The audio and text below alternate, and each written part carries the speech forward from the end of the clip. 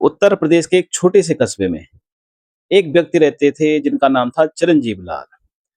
चिरंजीव लाल गरीब थे, लेकिन किसी प्रकार से कोई गलत काम नहीं करते थे। परिवार में एक पत्नी और एक बेटा।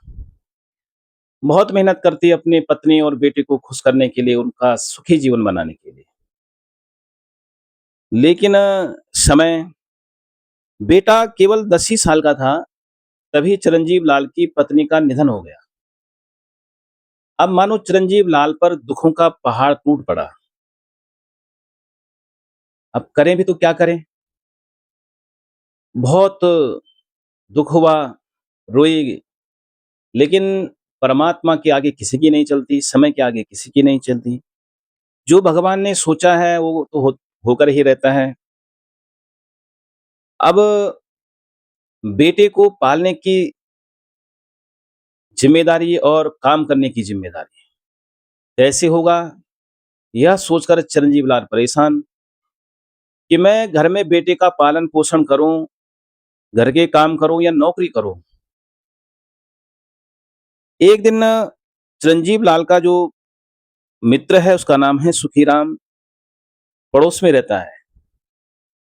सुखीराम ने समझाया कि चिरंजीव लाल, विवाह कर लो, क्योंकि एक पुरुष के लिए अकेले ये ज़िम्मेदारी नहीं ले सकता पुरुष, नहीं सँभाल सकता कि बेटे को भी घर में पालन-पोषण कर सकता और बाहर नौकरी-चाकरी भी करे, तो ऐसा असंभव है, नहीं हो पाएगा। तो फिर दूसरा क्या है कि बच्चे बड़े होकर न जाने किधर-किधर नौकरी-चाकरी के लिए चले जाएँगे, देश में जाएँ, विदेश में जाएँ, कौन से शहर में चले जाएँ, तो बुढ़ापे में अपना जो अपनी जोड़ी है पति-पत्नी की, वो काम आती है। एक-दूसरे के सुख-दुःख सुनना, उनको बाँटना, तो वो बुढ़ापे में बहुत ज़रूरी है। चिरंजीव लाल आज रात को लेटा सोचने लगा इस बात को कि सुखीराम ने जो बात बोली मुझसे क्या बात सही हो सकती है? क्या मुझे दूसरा विवाह करना चाहिए या नहीं करना चाहिए? उधेड़-बुन में लगा हुआ था चिरंजीव लाल। क्या करूँ? क्या मैं अकेले बच्चे को पाल सकता हूँ या नहीं पाल सकता? और यदि मैं दूसरा विवाह कर लेता हूँ, तो फिर जो मेरी होने वाली जो पत्नी है, क्या मेरे इस बेटे को उतना ही लाड करेगी कि नहीं करेगी? क्या वो मेरे बेटे से भेदभाव करने लग जाएगी? तो इस अधेड़-बुन में जो है रात निकल गई। लेकिन सुबह चिरंजीव लाल ने निर्णय कर लिया कि मैं विवाह नहीं करूँगा। जैसा भी हो, कितनी भी परेशानी हो, मैं अपने बेटे को खुद पालूँगा। अब तो एक सपना था चिरंजीव लाल का कि मुझे अपने बेटे को बड़ा अफ़सर, बड़ा आदमी बनाना है। मैं जो दिक्कतें देख रहा हूँ, जो परेशानियाँ देख रहा हूँ, धन संबंधित आदि, वो मेरा मेरा बेटा वो ना देखे। तो इसलिए मैं अपने बेटे को खूब पढ़ाऊँगा, खूब लिखाऊँगा और उससे बड़ा आदमी बनाऊँगा। तो अब पहले से दुगनी मेहनत हो गई चिरंजीव लाल की।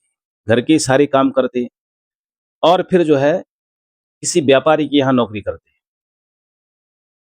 और न दिन देखते, न रात देखते, बस मेहनत, मेहनत, मेहनत। किस लिए?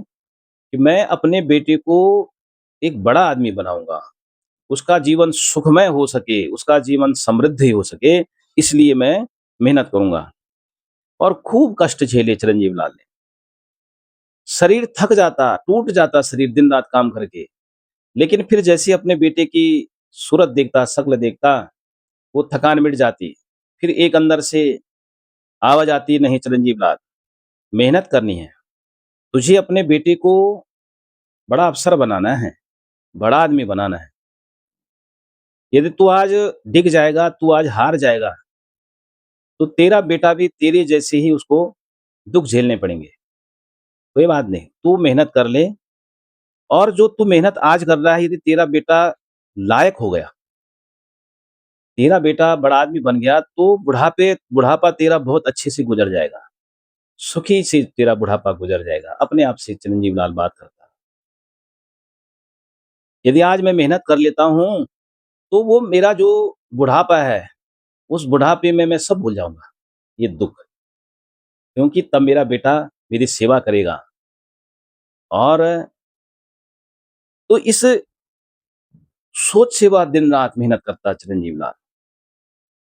ऐसे करते-करते कहते हैं समय बीता और आखिरकार चिरंजीव लाल का सपना पूरा हो गया। एक दिन उसका बेटा पटवारी बन गया।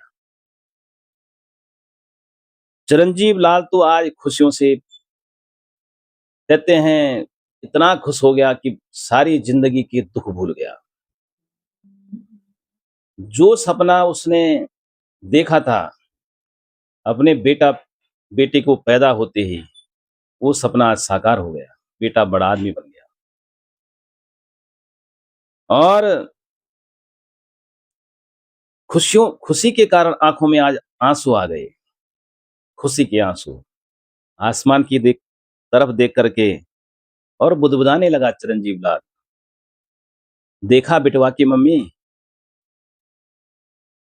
मैंने मेहनत कर कर के तुम्हारी लाला को आज अफ़सर बनवा दिया, बड़ा आदमी बनवा दिया। अब तो तुम खुश हो ना? आज चिरंजीव लाल ने पूरे कस्बे में मिठाई बँटवाई, खूब नाच-गान किया। अपने जीवन भर के उस उन दुःख दारिद्र्य को भूल गया, उन कष्टों को भूल गया और लोगों के जो ताने थे, उनको भी भूल गया। क्यों? दुनिया में गरीब होना भी बड़ा गुनाह है, दुनिया की नज़र में, भगवान की नज़र में नहीं, दुनिया की नज़र। आप गरीब हो, तो आप चाहे कितने विद्वान हो, आपकी बात कौन सुनेगा? आप गरीब होना संसार वालों की नज़र में गुनाह है। उसकी कोई इज़्ज़त नहीं है संसार की नज़र में। संसार वालों की नज़र में गरीब आदमी की कोई इज़्ज़त। लेकिन आज जब बच्चा अफ़सर बन गया तो सारे वही जो ताने देते थे लोग, आज चिरंजीव लाल के घर आकर के उसके साथ खुशियाँ बाँट रहे हैं। चिरंजीव लाल भी भूल गया, कोई बात नहीं। आज खुशी का दिन है तो इसलिए जो है आज पुरानी बातें सब मैं भूल जाता हूँ। समय बीता गया, कुछ दिन बाद एक सुकन्या के साथ में जो है बेटे का विवाह भी करवा दिया। अब तो सारी कमियाँ पूरी हो गई। घर में एक पुराना-सा संदूक पड़ा हुआ था, उस संदूक के अंदर चिरंजीव लाल ने एक पुराने से कपड़े में कुछ चीज़ें बाँधी थी, आज ला कर के बहू के हाथ में दे दिया और बहू, ये तुम्हारी सास के कंगन हैं और इसमें कुछ रुपए भी रखे हुए हैं। ये तुम्हारी मुँह दिखाई। आज के बाद तुम मेरी बेटी भी हो, तुम मेरी बहू भी हो, इस घर की लक्ष्मी हो तुम। बहुत साल बीत गए, ये घर जो है बिना स्त्री के सूना-सूना रहा, बिना कन्या के सूना-सूना रहा। बेटी, अब तुम इस घर को महका दो, इसमें खुशियाँ भर दो। अब समय बीतता गया, चिरंजीव लाल वृद्ध हो गया। गालों में झुर्रियाँ पड़ गई, आँखें धँस गई, दाँत निकल चुके थे, आँखों से दिखाई धुंधला-धुंधला दिखाई दे रहा है। कानों से भी कानों में ठीक से आवाज़ नहीं पहुँचती, यानी सुनाई कम देने लगा, बाल पक गए हैं, कमर झुक गई है, शरीर काँपने लगा, ज़िंदगी भर जो मेहनत करी थी, वह शरीर पर दिखाई दे रही है। शरीर थर-थर काँपता है। लेकिन अब समय परिवर्तन आ गया। लड़का अफ़सर बन चुका था, बड़ा आदमी बन चुका था, बड़े-बड़े मित्र थे, बड़े-बड़े लोगों के साथ में उठना-बैठना। तो कभी कई बार कुछ लोग आ जाते मिलने के लिए उसके बेटे से, तो चिरंजीव लाल फिर अपने कमरे से निकल के आ जाता। एक कमरा दे दिया था चिरंजीव लाल को घर में बना करके, यहाँ रहो तुम। लेकिन कमरे में आदमी कितनी देर लेटा रहे, घर से बाहर निकल जाते, अपने बेटे को पूछते, बेटा कौन आया है? बेटा झुंझला करके बोल पड़ता, तुम्हें क्या मतलब, तुम अपने कमरे में लेटे रहो, कौन आया है, कौन गया है, तुम्हें बड़ी पंचायत रहती है, अपने कमरे में रहो, हमारे 50 लोगों से उठना है, बैठना है, तुम्हें क्या करना है? अब जो है चिरंजीव लाल फिर अपना मुँह बना करके वापस अपने कमरे में चले जाते।